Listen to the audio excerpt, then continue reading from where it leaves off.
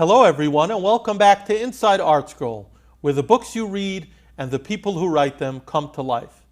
Today I am honored to be joined by Rabbi Shlomo Landau, author of the new book, Flashes of Inspiration.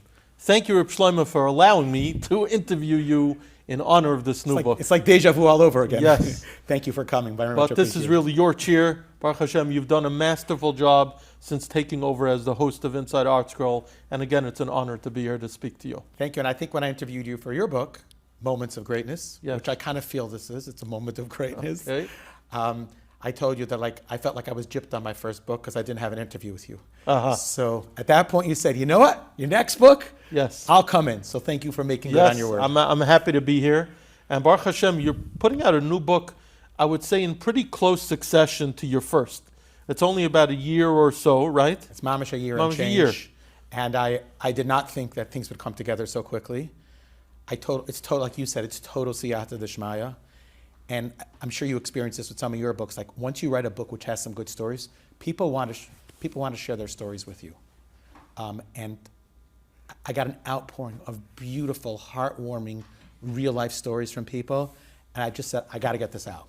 And I sat down. We all know this. It takes focus and it takes time. And I really, put pen to paper, or how do you say that in more modern terms? And Baruch Hashem, it's a book with great stories, very inspirational stories. And the cute part is that the last story is kind of like, I don't even know how you say that. It's like, it's much longer than the rest of them. So you end up with a story that's off the charts, but a beautiful, heartwarming, brings tears to your eyes, but it's a journey. It's not just a short story. You got to sit down and really internalize it. And when you get up, you're going to be like in a different place.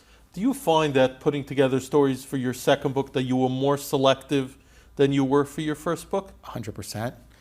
I think the first book was just like, I'm not an author. I didn't go to college to learn how to write. No one ever taught me like what a book's supposed to have. And I just said, I'm going to put down all the stories that are meaningful to me, and I'll try to put them in a decent order, and let's see what happens. And that was my first book, and Flashes of Greatness. But afterwards, I think I learned, and to give credit to Rabbi Landau and the team, they definitely gave me constructive criticism in the most beautiful and gentle way. You know how things work at ArtScroll. And I took some of it to heart. And I also said, you know what? I'm not rushed. I want to make sure that the stories that come out are the right type of stories. And not every single story that I had did I put into the book. So I tried to be a little bit more selective. Now remember, when we spoke about my book, you asked me how I go about writing a book. Correct. So I'll ask you the same thing. How do you go about writing a book? It's a daunting task. It's a lot to undertake to just sit down and write a book. So how do you compile those stories? And also, where do you get your material from? So both of those are excellent questions. So maybe a good way to explain it is I try every single day, besides Shabbos and Yom Tov obviously, and there's exceptions, to put out a daily video, a chizuk video, which people could sign up for. Baruch Hashem, we have a huge distribution. It's usually a story, an insight, a real life piece of, a boost or something like that. So I'm always looking for content. And I'm looking at Sfarim and periodicals in Hebrew, in English, just like I'm always looking for them because I kind of feel like a certain chiyuv to the people who many people have said, I start off my day with this and this really, it transforms my day each day. I feel like I have an achrayus or responsibility, at least in my mind, my own head. And so I'm always looking. So when you're looking and you're putting in the effort, the Rebbi Shalom, says, okay, you're putting in the effort, we're trying to help you. And a lot of stories come up. Not all the stories that come up do I feel are appropriate for a small little daily video, or they're too good. Right. I want to get them in writing. Right. I want them that someone could pick it up in 10 years. They're not going to see my video, so I'll save it for that. I'll say also that I try to do once a week for Torah anytime. I do a parsha shir, very practical, more ma'isa than machshava, right? And I always research for that too, so by topic. So I'm always coming up with stories. That's research-wise. And then people, like I said before, people really have been telling me stories. It's such a chizuk. I've been working a little bit with Vayimayin, and people are always stopping me and telling me Vayimayin stories. And more often than not, they're not Vayimayin stories. They're just stories of Jewish greatness, of human greatness. So I'm able to share those further. I'm not like you. I'm not as regimented that I sit down and I write. You're a much more Mesidotic guy. I'm not so sure. But I go, if I find a story that lights me on fire, I can't get the Shabbos without putting it down. Very smart. So I will make time, even if it's late at night or I got to cram it in some place while I'm traveling, whatever it is, I'll make sure that I have that down. So much so that these days, I'll just talk the story into my phone.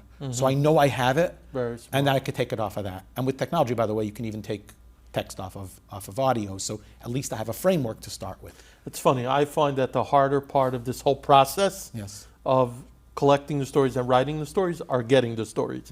To me, it's the writing part that's invigorating, because I'm sitting there and I'm actually bringing the story to life. To me, that became the exciting part, not so much of the tedious part. I find that the tedious part is actually getting the story, verifying the story, speaking to the protagonists when it's possible to do so. I'm just curious to go to your video for a second. When you record the videos, do you have a transcript? Do you use a teleprompter? Do you speak extemporaneously? What's your mahala? I take my iPhone, I put it on a tripod, I put on a microphone, and I talk. Once in a while, I just say, if I stumble, I'll edit it out, which takes me 5 minutes. I just use my phone to do that. But it's very not professional. I would tend to disagree. I think you do a great job. You're very smooth, and you. I barely sense any type of discomfort or uncertainty. You're very good at it. I'll be vulnerable. This morning, I shared a story, a beautiful story. I don't know if it's beyond the scope of this discussion here. Buy book 3, it'll be in there. And I started saying, it was a little bit of a complex story. It had many moving pieces. And I started saying it, and it didn't go. And I started saying it again, and it didn't go. And I started saying it a third time. I could show you on my phone. I have like 5 takes. And I just said, Rabbi Shlomo, I don't have time today. I'm doing this, I think, l'shem shamayim.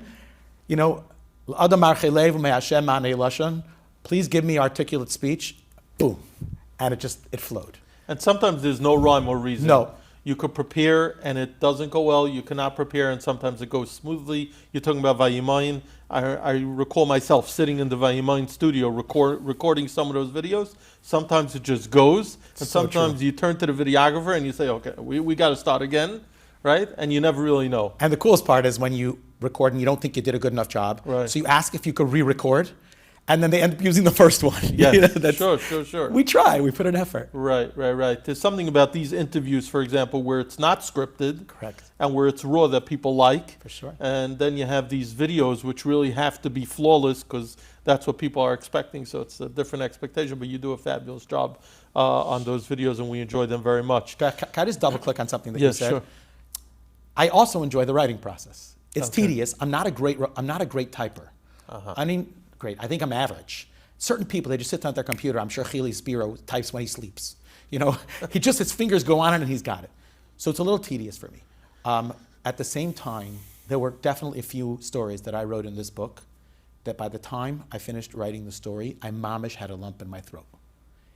The writing process, getting it out, was emotional. And I said to myself, Rabbi Shlomo, the people that read it, they should just feel what I felt when I wrote it. And I realized that when Yaakov Shweki was just here, we interviewed him a little while ago, and Yaakov said to me, he says the same thing, when he records with so much passion. What do you mean? You're in a room and you're all by yourself and there's a microphone. And he said, no, if you record with hergish, with feeling and with passion, when the person listens to that song, they hear that in a subconscious or subtle way, and it's much more impactful. So it's I agree 100%. I find people comment on writing that they say that a lot, and I know when I'm writing with passion that people are going to read that passion. When you write with emotion, people are going to read that emotion. But that's I feel that with your Yatet comment. I feel sometimes I feel like, oh my gosh, he for sure wrote this with hergish. I find it, and like you said, sometimes it goes, sometimes it doesn't. Right. I don't think there's a rhyme or reason. The term writer's block exists for a reason. For sure. It doesn't always go so smoothly, and we daven to Rabbi Shlomo for siyata d'shmaya, and sometimes you write a story and you scrap it and you start over again. So, but can I know, your book, I would not be able to, I think you're being too humble about your writing. You write beautifully, it flows, it's human, it's not too complex, you don't have to overthink. It's really a pleasure to read. But I want to talk about you for a second, because we didn't interview for the last book. Many people know your face, they know your videos, they know your columns, they know your book, now your second book. give us a little background into how you ended up where you are now. You work for Olami, so you're very involved in Kiruv, and you're impacting many people on a daily basis. What was your journey to get where you are now? Thanks for the opportunity. No one ever asked me that. And like I always say when I speak, like, I'm going to share with you something personal because I love talking about myself. So, grew up in a regular, beautiful, amazing mishpacha in Cleveland, Ohio. Our home was the epicenter of chesed, still is, in the town. Like all the leftovers from Simchas just come to my dining room. Before Shabbos, all the leftovers from the bakeries come literally an hour before Shabbos. You could picture that scene. Our dining room floor full of pastries and challah. It gets sent to the Cleveland poor. My parents are tremendous Bali Chasadim. My grandparents, tremendous Bali Chasadim. So I grew up in a home that loved Yidden and loved giving. And had a very typical upbringing. Went to school in those days that was called Mostos. I was the first class in that school. Although the Hebrew Academy, which is the other school, is an amazing school. That's where my parents decided to send me. Then I went to Telz. In my days, I don't know if you remember this, high school started in 8th grade. We were dorming at the age of 12, learning Psula Nisis, first barking Subis in 8th grade. And I stayed in Telz where my father went and where we actually lived the first 10 formative years of my life. We lived by the yeshiva. On the campus? We actually lived down the hill, which was where the Koil guys lived. My father was a professional, but he wanted to raise his children in that insular community, and it was a beautiful community, special community, only the best memories. Tells for 7+ years, straight through Beis Medrash. I'm old enough that the entire front of the Beis Medrash was all European Rosh Yeshivas, Rav Chaim Stein, Rav Gifter. I had the chus to learn. Rav Gifter was American, but to me he was. He brought the European flavor. He was European, correct? Okay. Although his English was something we all dreamed about, And then I learned with Rabbi Isaac Osman B'Chabrusa for 2 years. It was really. David Barkin was in yeshiva? David Barkin was my Rebbi, larger than life. Abbas HaTorah. We really had a schmoozing in Yiddish. Like it was a world that's no longer here, I think. And just a lot of learning and a lot of Torah. And just to give credit, to Telz Yeshiva, we had 3 hours of secular studies, 8th grade through 12th grade. And I really credit learning how to write, grammar, vocabulary to those 3 hours. Rav Gifter would start us off. I don't know if you know this. Rav Gifter would come into the Mechina, which was the high school Beis Medrash, right before we went our first day of English, and he would give a firestorm shmooze. How if we have this in your schedule, it's not Bittul Torah. And how Rabbi Kiva Eger told his own son, you must learn the language of the land, how we are the ambassadors of Torah to the world around us. And if we're articulate and we're able to speak and write, the Kiddush Hashem is immeasurable. And it went into my bones. And I can't tell you I was the most amazing student, but I always liked writing and I liked literary things. And I really feel that just being able to write something that's Chaticha real is Gabit, that's something came from Telz. Sure. Wow. So, and then you have Rav Gifter giving those shmoozin where you could just powerful. You just. I don't think I ever knew that. The Rav Gifter would give like the Akdama to every the English. Single year of my high school career. That is great. And I think, if I'm not mistaken, at least for the first few years, there was no such thing as being too into learning to go. You had to go if you were the best. Like Ad Bachar Mashit or Rosh Hashivas, they were sat with me 3 hours a day. And Telz gave snack first, so you went into there with a little bit of kaichas, some milk and cookies, and 4:15 to 7:15, it was learning. And they had real teachers and a real curriculum, and times have changed, obviously, but it was good. We learned. Then I did something really strange after Beis Medrash. I went to Panovich, which is not at all typical for your typical American bacher. I had European relatives who were the top people there, and I was there for 2+ years, and there was nothing else in the neighborhood besides Torah. There was barely falafel, and that was. Who do you hear share from? So I heard chaburas from Rebbe Povarsky. Baruch Shach was still alive and giving shir klal. He was right at his last few years. So that itself was I'll never forget Rav Shach getting up there with not being able to breathe. He had no koyach from being schlepped from his apartment. He mamish was panting, and he would try to get the words of the Mishnah out. He couldn't, and finally he got it out. And within 60 seconds, he was roaring like a lion cub. It was just. I'll never forget these things. Or Rosh Hashanah Yom Kippur in Yeshiva, or just davening every day. 7 o'clock Shachris on Shabbos morning. Wow. Panovich Rav says the only mistake in the Yeshiva was that. It was formative. It was definitely. But I can't imagine there were many American Bachrim, right? We had a handful of American Bachrim and European Bachrim, but I gained a lot. And I also, at the same time, went to a bunch of chaburas from different people who were more into machshava. I went to a clandestine chabur for Rav Goldwicht or Shiva in Keren B'Yavne, unbelievable, in someone's house. No one was allowed to know about it. But I learned from a lot, heard from a shiurim from a Chizki Mishkovsky, Rabbi Yeah, sure. Leib sometimes, Rabbi Michal Yehuda, like these Yeah, were sure. Gedolei Gedam. Rabbi Chaim was learning in literally the window of my dormitory faced Kol Kol Chazanish. Chazanish. Yeah, Kol Chazanish Beis Medrash. Yeah, yeah. So you could wake up in the morning and I went from Chaim to Kol Chazanish and asked him shilas. Like, it was a different time. Yeah. Then eventually got married, met my wife, and then we moved back. And for 5 years I lived in Eretz Yisrael, learned Brisk. I remember from Meshu, I was in share with him. I also got Tzmicha, Yeridea. And the last 2 years, I did something called Ner La'alef, which is, on some iteration, is still around, which is a Kiruv training thing for young light and Torah. And not intending to go into Kiruv, just I wanted like all the yeda, I wanted the knowledge, and I wanted whatever they could give you. And I drank the Kool-Aid. Wow. And after 2 years, I came to Lakewood, and the yeshiva had a Kiruv organization still called Torah Links, amazing organization. And I started working for them right away. And we lived in Lakewood for a few years, and then we moved to East Brunswick, New Jersey, where we lived for almost 2 decades. Built a beautiful Kiruv community alongside a huge tzaddik, Reb David Gross, who's still there. I also, at the same time, had this chus of starting to teach high school in the modern Orthodox world. Mm-hmm. And I taught at a school called Mays, and then subsequently a great school called Kushner. Love that. Like, that's one of my biggest voids right now, is not being in the classroom every day, teaching. And slowly but surely, Kadosh Baruch Hu gave me success, and people listened. Wow. And But that's interesting. So the bulk of your years of raising your family was done in a Kiruv community 100%. in East Brunswick. In East Brunswick. We didn't move to Lakewood till just a few years ago. Right? Yeah, I mean, my children, my older children particularly, this was their childhood. A house that was open, lervacha, guests in our house, davening where we announced the pages and sometimes did things in English, Rosh Hashanah Yom Kippur, initially in a gym. I used to say our davening was a slam dunk. And, yes, very much. And what's fascinating is that on some level it was a little isolating. They weren't with their, necessarily in a typical mainstream yeshivish community. And we were so excited for them when we moved back that they would have that.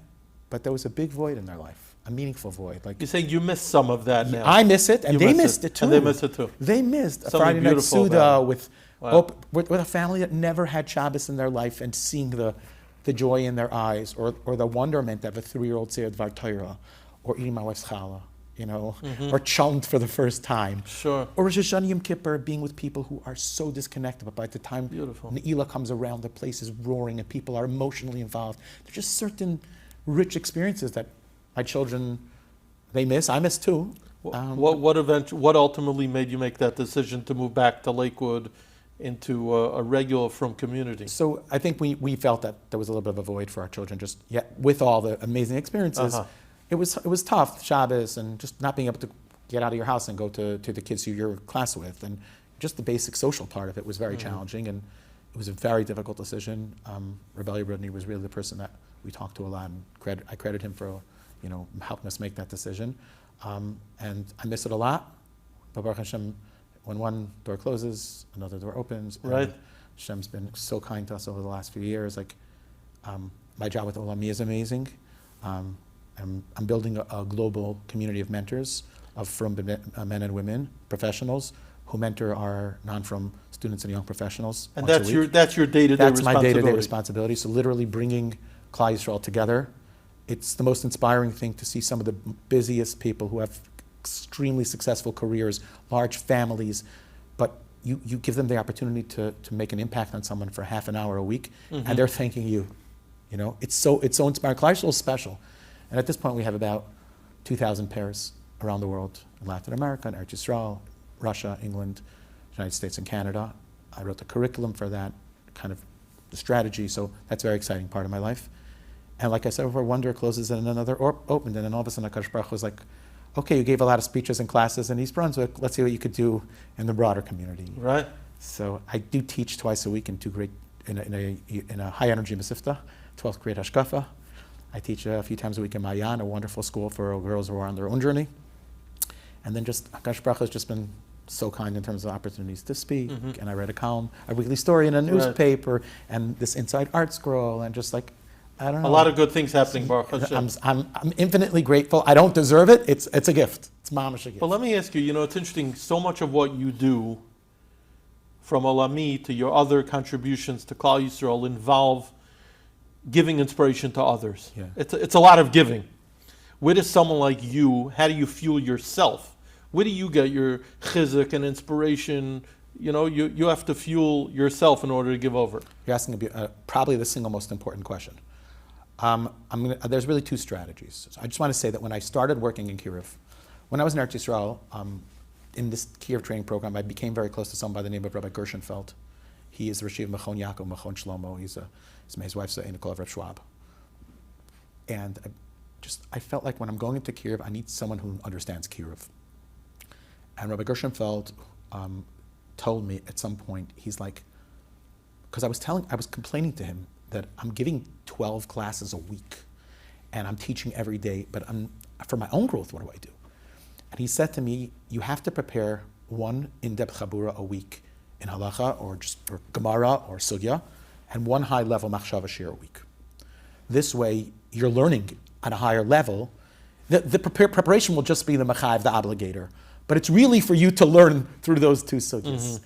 So on some level, like that's been something I try to have my own learning.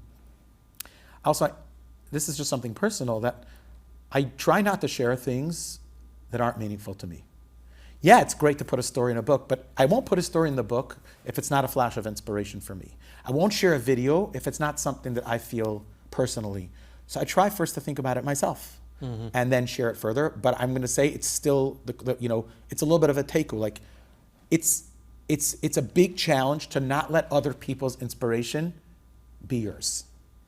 Because you could wake up in the morning and be like, what do you mean? I sent out a video today and there were 10,000 views. Not that I have a way of gauging 100%. I don't really want to know that.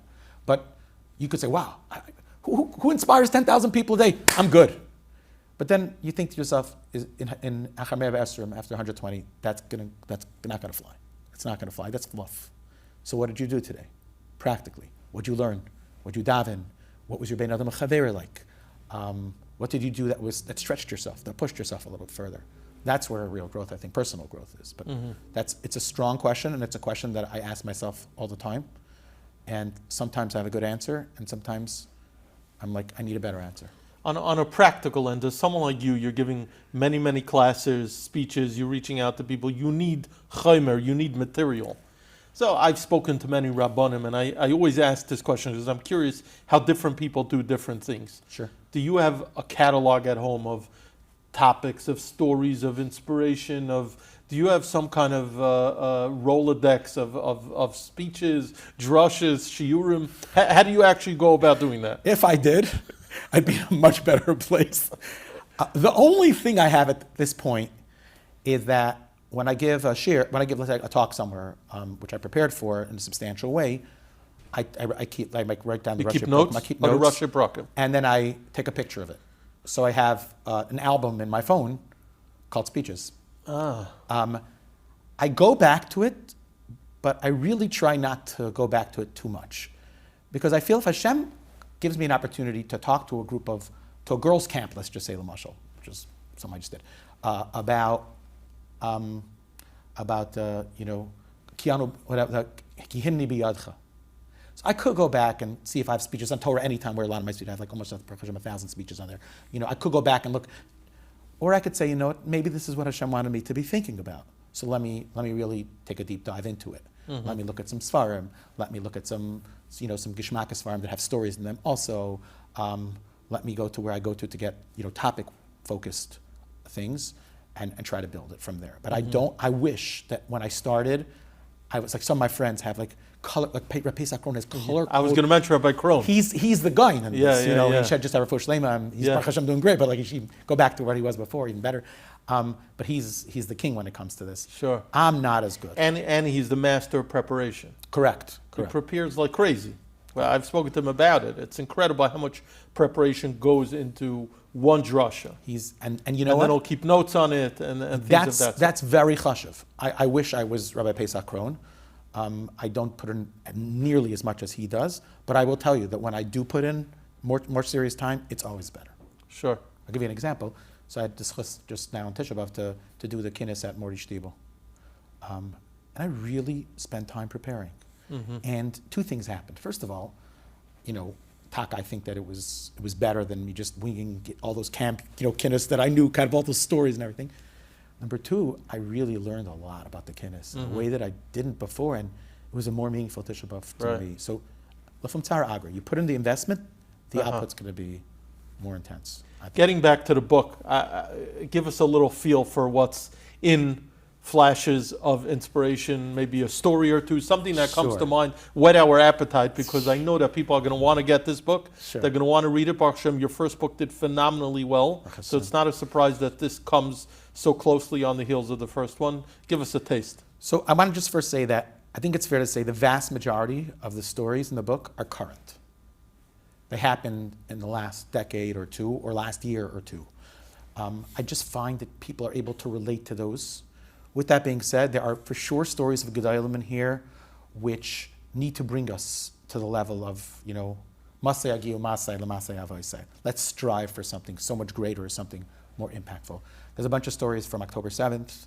I thought about doing a whole section on October 7th. I decided there shouldn't be something called October 7th, but there should be inspiration having to do with October 7th. I'll share one story. I think it's the first story in the book. It's still on the cutting floor, so it could be, they'd be like, no, we want it to be the last story in the book, so you walk away with wanting more. But it's right now the first story in the book, and I'll share the backstory to it. I was at a Shabbos table in London, at a wonderful fellow, Rabbi Goldwater, amazing Makari, a special Yid, huge table, I was there was a rabbi from Israel, Makariv, someone who's involved in Kiryat Chaykin, Rabbi Buzaglo from Ofakim, and a bunch of students, young professionals actually, from Latin America, from Israel, from the United States. So there was 3 different simultaneous languages taking place. And at some point, Rabbi Buzaglo says, I want to share with you guys a story. And I'm like, you had me at hello, And he said it in Hebrew, doesn't speak English. I translated it into English. I couldn't translate it into Spanish, but I think they understood English well enough. And he shared with me the most incredible story about October 7th. And I said to him after Shabbos, okay, we don't say the story unless we find who the makar is, who the source is. So he connects me to a good friend of mine in Tel Aviv. His name is Reb Dodi Rosenfeld, also a guy who was Avos Yisrael through. This guy alone could bring Mashiach. And it's one of his Talmidim. And he shared the story with me exactly the way they heard it from Naor. Naor is the guy in the story. So Naor and his friend were at Nova on October 7th, clearly not Sherman Torah mitzvahs. They grew up in very secular homes, as you'll see soon. And 6 o'clock in the morning, Gehenna breaks out, and at some point, they're under attack, and everyone's running. Those pictures are heartbreaking to see. Everyone's just running for their life, literally. And they're running, the 2 of them, him and his friend, and bullets whizzing by their ears. They're hearing the shrieks, the cries, seeing people drop, and for some reason, none of those bullets had them as an address. Literally 3 minutes into running, because it was a long run, his friend says to him, Na'ar titpalel, pray. He said, I don't know how to pray. Titpalel ata. You pray, typical Israelis, He says, I don't know. Which on some level is heartbreaking that they don't even know how to daven. On the other point, what's their gut? Right, that's 3 minutes into it, let's daven. All of a sudden, Naor remembers that when he was a kid, his Sephardi grandfather used to sing to him, Mizmor le David, Hashem ro'i lo echsar. Mizmor le David, Hashem is my shepherd, I shall not lack.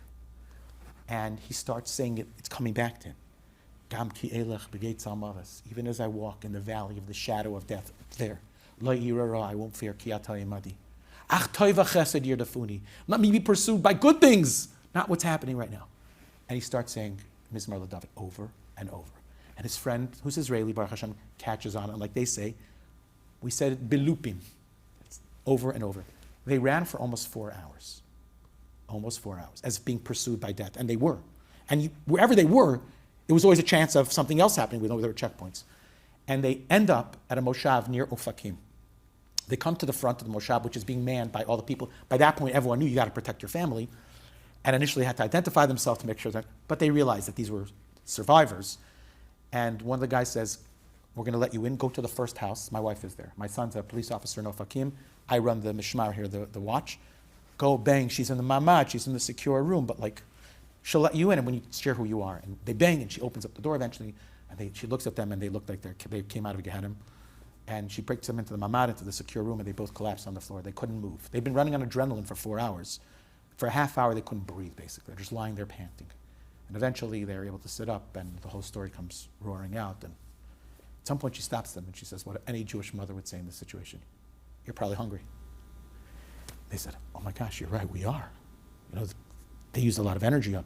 She says, listen, this morning, early in the morning, before all this craziness happened, I put on the plata, on the Shabbos, on the hot plate, a pot of rice that I made. It's probably still sitting there. Do you guys want rice? That's all I can offer you right now. I said, yeah, rice would be nice. So typical Jewish mother opens the mama door, goes out, and comes back a minute later with a pot of rice, some plates and forks, and a bottle of wine, and a becher, a kiddush cup. And she says, okay, say kiddush, and then you could have the rice. So now Art turns to his friend and says, Taseh kiddush. He says, Taseh kiddush. Tagidata. You say Taseh kiddush. She goes, you guys don't know what kiddush is? No. Okay. She opens the mamad again, goes back out, and comes back with a little bencher for them to be able to say it. Now for those people that know, how do Sephardim say kiddush on Shabbos morning? How does the kiddush start? Not v'shamru, like Ashkenazim. Mizmor leDavid. And those words that they had been saying bilupim for hours, he sees in print. In his words, he spilled all the wine into the rice.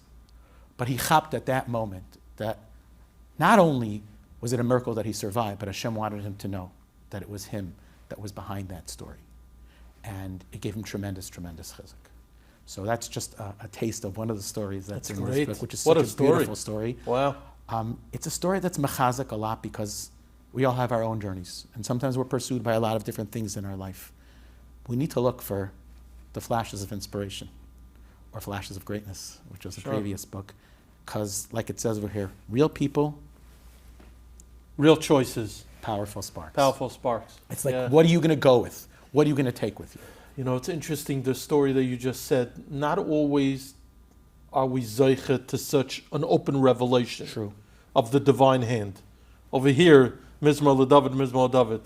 We have to, I just spoke on Tisha B'Av, and this is one of the things that I said, was this point that we have to be able to identify those moments.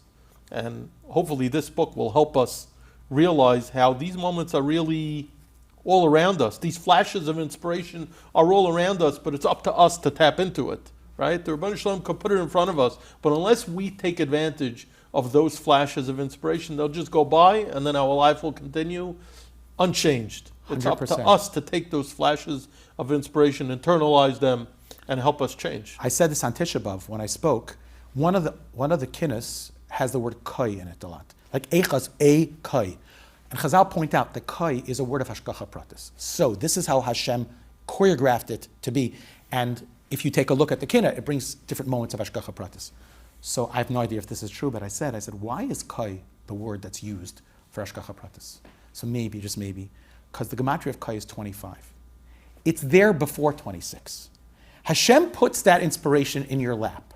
And then he says, to get to me, which is 26, Shem Havaya, Hashem's name, that you need to do. So I could give you kai moments from today until tomorrow, but you got to take them home, and you have to internalize them. And just to point out something really interesting, not every story in this book has that amazing ending. Because people have pointed out to me, we don't all have these amazing hashgacha pratis positive stories. Right. So there's a story, and I'm not going to say the whole story, you have to buy the book to see it. But there's a story in here with this incredible Mesiras Nefesh or Ben Adam L'Chaveri about this family, this Yerushalmi family, living in a tiny little bedroom to another family that was really not nice to them. Incredible story of Mesiras Nefesh. And there's no amazing ending that they got a better apartment, which is what they were looking for, or that all of a sudden their child got engaged. No, none of that. It's just a moment where a Yiddish family is able to show incredible greatness. And that also should be as inspiring as the happy ending stories. For sure. These messages are universal. I think your book is something that could be appreciated by men, women, youngsters. It doesn't matter who they are. I encourage everyone to pick up this book. If you enjoyed the first one, there's no doubt you'll enjoy this one.